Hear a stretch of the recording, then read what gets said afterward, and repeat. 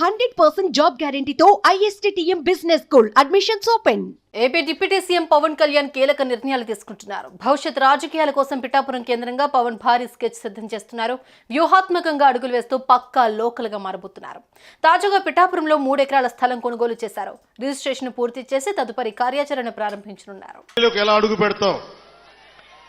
నువ్వు అసెంబ్లీ గేటును కూడా తాకలేవన్నారు.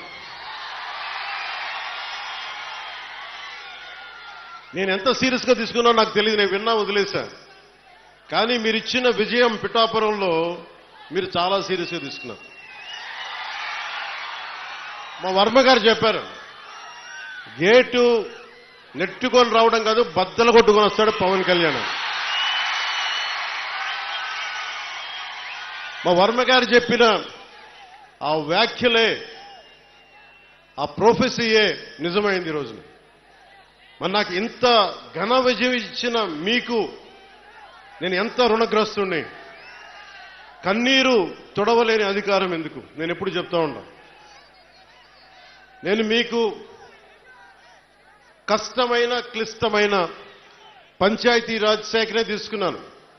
చాలా మంది అడిగారు, హోంశాఖ తీసుకోండి, లేదంటే ఫైనాన్స్ తీసుకోండి, లేదంటే రెవెన్యూ, ఇట్లాంటివన్నీ మాట్లాడుతున్నా. నాకేమొద్దు. ఈ రోడ్డు గ్రామ స్వరాజ్యం కోసం బాపూజీ కలలు కన్నారు. ఆ కలలు నెరవేర్చడం కోసం నేను పంచాయతీరాజ్ శాఖ తీసుకున్నాను. జనసేన అధినేత పవన్ కళ్యాణ్ దీర్ఘకాలిక రాజకీయ ప్రయాణంపైనే ప్రధానంగా ఫోకస్ చేశారు. 100% స్ట్రైక్ రేట్తో జనసేన సూపర్ విక్టరీ తర్వాత పవన్ రాజకీయంగా బాగా రాటుతేలారు. డిప్యూటీ సీఎం హోదా దక్కిన తర్వాత ఆయన వ్యవహార శైలిలో, ప్రణాళికల్లో స్పష్టమైన మార్పు కనిపిస్తోంది. తాజాగా పవన్ తన సొంత నియోజకవర్గం పిఠాపురంలో 3 రోజుల పాటు పర్యటించారు. ఇదే సమయంలో కీలక నిర్ణయం తీసుకున్నారు. గొల్లప్రోలు మండలం చేబ్రోలులోని 4 అంతస్తుల భవనం కొనుగోలు చేసిన పవన్ దాన్ని కార్యాలయంగా వాడుకుంటున్నారు. పిఠాపురంలో మీకు చెప్పాను ఇందాకే, సాయంత్రం రిజిస్టర్ చేశాను ల్యాండ్ అని. త్వరలోనే అక్కడ నా ఇల్లే కడతాను, ఆఫీస్ కూడా కడతాను, క్యాంప్ ఆఫీస్ ఇక్కడ కడతాను. 1 ఎకరం స్థలం, 1 ఎకరం 2 ఎకరాల స్థలం, పార్టీ ఆఫీస్. ఈరోజు నాకు బాధగా ఉంది, రోడ్ల మీద ఉండిపోతా ఉన్నారు. జనసేన ఆఫీస్కి రావాలి అంటే ముందు వాకిళ్ళు తెరిచి ఉండాలి. అందుకే నాకు 2 ఎకరాల స్థలం పెట్టండి, ఎవరు వచ్చినా ముందుకు రావాలి. ఇలా ఉండాలి కనీసం.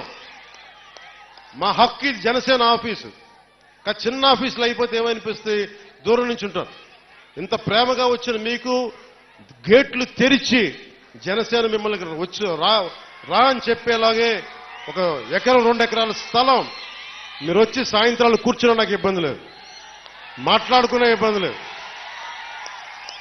ఇలా రోజు మాట్లాడుకుని నాకు ఇబ్బంది లేదు. ఎన్నికల ముందు పిఠాపురంలో సొంతిల్లు కట్టుకుంటా అని మాటిచ్చిన పవన్ దాన్ని నిలబెట్టుకున్నారు.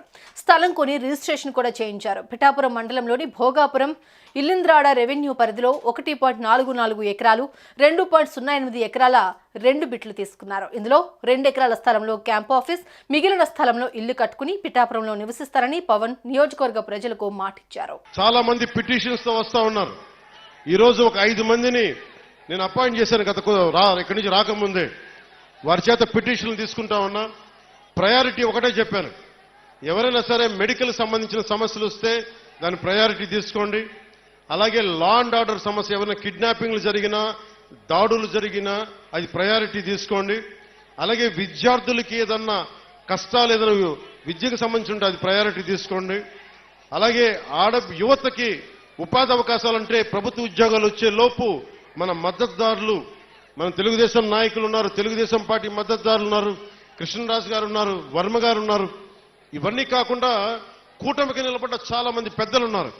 వారందరి కంపెనీల్లో జాబ్ మేళా ఇక్కడే పెట్టుకుందాం. వారిని పిలిపిస్తాను. మన ఉదయ్ శ్రీనివాస్ ఉన్నారు, చాలా మంది ఢిల్లీ నుంచి పిలిపించి జనసేన ఆఫీస్లో యువతకి మీకు స్కిల్ ఉంటే వచ్చి మీరు జాబ్ మేళా ఇక్కడే పెడతారు. మీరు వచ్చి మీ సమర్థత ప్రతిభని బట్టి మీరు ఉద్యోగాలు ఇక్కడే సెలెక్ట్ అయ్యేలాగా, మీరు ఎన్నుకోబోయేలాగా బాధ్యత కూడా తీసుకుంటాం. సుమన్ టీవీలో మీ పర్సనల్ అండ్ బిజినెస్ ప్రమోషన్స్ కోసం కింది నెంబర్కి కాంటాక్ట్ చేయండి.